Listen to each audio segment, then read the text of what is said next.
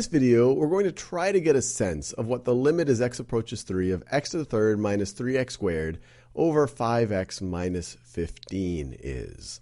And when I say get a sense, we're going to do that by seeing what values for this expression we get as x gets closer and closer to 3.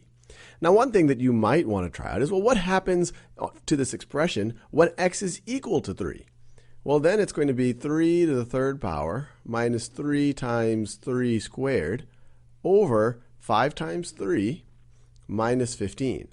So at x equals 3, this expression is going to be in the numerator. You have 27 minus 27, 0 over 15 minus 15 over 0. So this expression is actually not defined at x equals 3. We get this indeterminate form. We get 0 over 0. But let's see, even though the expression is not defined, let's see if we can get a sense of what the limit might be. And to do that, I'm going to set up a table. So let me set up a table here. And actually, I'm going to set up two tables.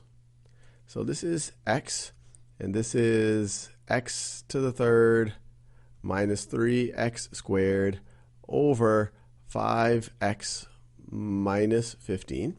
And actually, I'm going to do that again, and I'll tell you why in a second.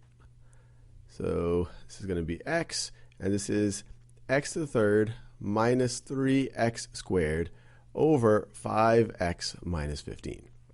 The reason why I set up two tables, I didn't have to do two tables. I could have done it all in one table, but hopefully this will make it a little bit more intuitive what I'm trying to do, is on this left table, let's try out x values that get closer and closer to 3 from the left, from values that are less than 3. So for example, we could go to 2.9 and figure out what the expression equals when x is 2.9. But then we could try to get even a little bit closer than that. We could go to 2.99.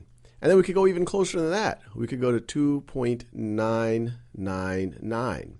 And so one way to think about it here is, as we try to figure out what this expression equals as we get closer and closer to 3, we're trying to approximate the limit from the left. So limit from the left. And why do I say the left? Well, if you think about this on a coordinate plane, these are the x values that are to the left of 3, but we're getting closer and closer and closer. We're moving to the right, but these are the x values that are on the left side of 3. They're less than 3. But we also, in order for the limit to exist, we have to be approaching the same thing from both sides, from both the left and the right. So we could also try to approximate the limit from the right. And so what values would those be? Well, those would be x values larger than 3. So we could say 3.1, but then we might want to get a little bit closer. We could go 3.01, but then we might want to get even closer to 3.001. And every time we get closer and closer to 3, we're going to get a better approximation or we're going to get a better sense of what we are actually approaching. So let's get a calculator out and do this. And you could keep going, 2.999999, 3.0000001. Now, one key idea here to point out before I even calculate what these are going to be, sometimes when people say the limit from both sides or the limit from the left or the limit from the right, they imagine that the limit from the left is negative values and the limit from the right are positive values. But as you can see here, the limit from the left are to the left of the x value that you're trying to find the limit at. So these aren't negative values. These are just approaching the 3 right over here from values less than 3. This is approaching the 3 from values larger than 3. So now let's fill out this table. And I'm speeding up my work so that you don't have to sit through me typing everything into a calculator.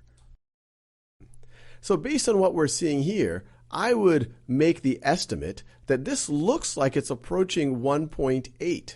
So is this equal to 1.8? As I said, in the future, we're going to be able to find this out exactly. But if you're not sure about this, you could try even closer and closer and closer values.